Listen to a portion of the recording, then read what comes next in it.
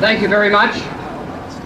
It is my honor now to introduce to you Howard Hampton, leader of the New Democratic Party.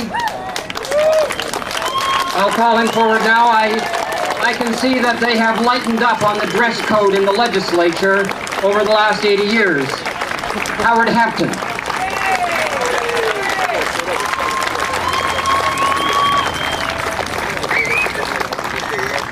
Well, I want to thank Sir Adam Beck for being here today.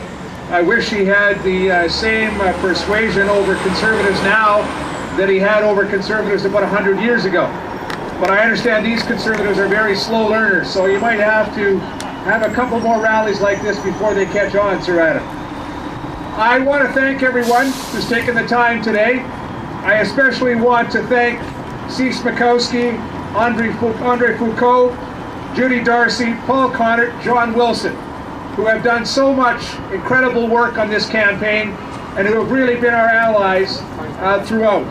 All of you have just done tremendous work. And I want, yes,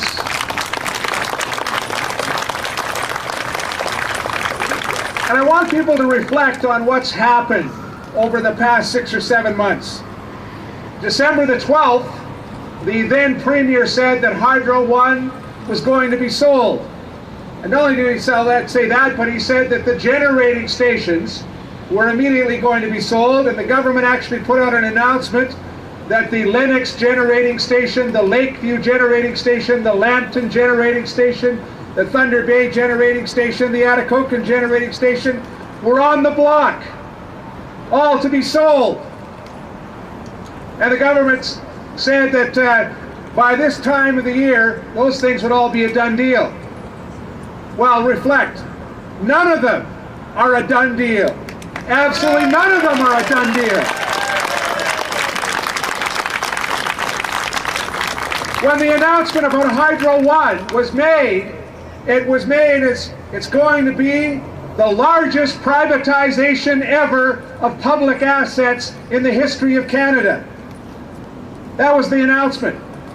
Well, almost 6 months to the day after that, the largest privatization of public assets in the history of Canada has now become, but the government will maintain control. That's how much we forced them to back down. And I just want to make a few predictions for the future. From time to time, in our research group, we actually ventured down there to Bay Street and talked to some of the people who were so hungry for us to sell off what is, I think, our most valuable public asset. And it's interesting to talk to them from time to time, because what they're saying now is that, in fact, after Enron and after the debacle in California, and now you even read in something like the Red Deer Times, people in Alberta upset about deregulation and privatization there. Imagine that, the Red Deer Times. Home of Stockwell Day says that deregulating and privatizing hydro is not a good idea. But after all of those things have happened, the number of people who are actually interested in buying up hydro generating stations or buying up transmission lines is actually decreasing. Why? Well, maybe it's got something to do with the multi-billion-dollar lawsuits in California. Or maybe it's got something to do with the largest corporate swindle ever, Enron. Or maybe it's got something to do with the fact that all across Ontario, and yes, all across North America, people are paying more and more attention to this issue, and people are demanding more and more accountability out of their governments.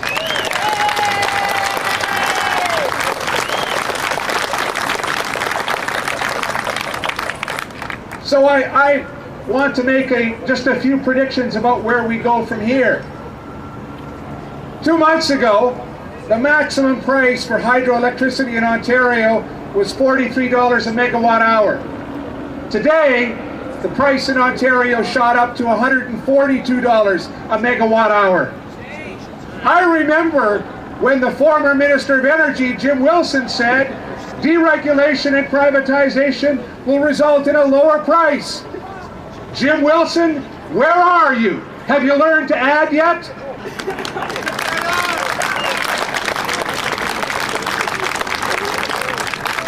I remember when this government said we should follow California. You know the words to the song, California, here we come.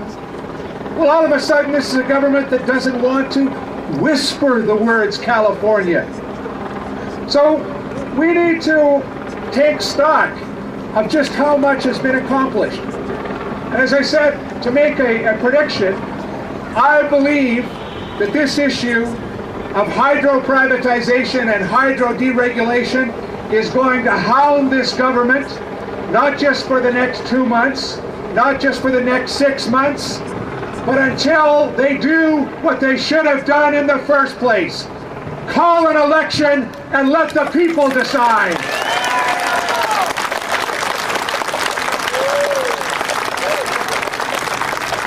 Because this is not Ernie Eaves' asset, and no, it's not Eleanor Clitheroe's asset either. This asset belongs to the people of Ontario. The people of Ontario built it, and only the people of Ontario are qualified to make a decision about what should happen.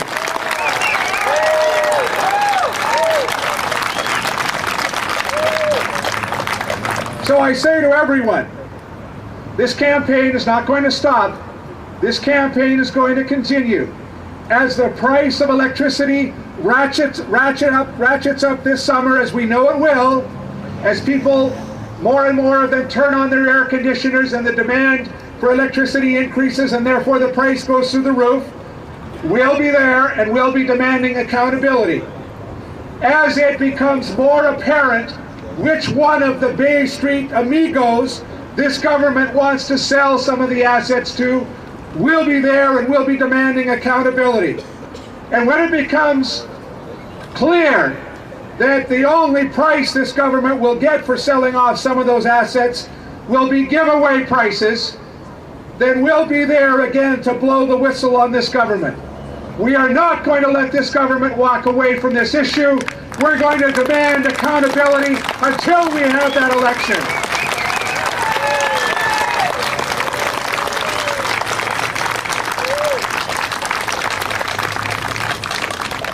The public power bus has been a wonderful communications vehicle. People across Ontario understand what it means. People understand how essential hydroelectricity is. People understand we must keep it under public control for our own hydro bills, because it's a strategic economic asset that really underpins jobs in this province, because of the threat to the environment, and because of the need to protect our economic independence in this province. More and more people understand what we're talking about. And you know what? Bay Street finally understands what we're talking about. They don't like our bus. In fact, they hate our bus. That's okay. We're not interested in Bay Street. We're interested in the people and doing what's right for the people.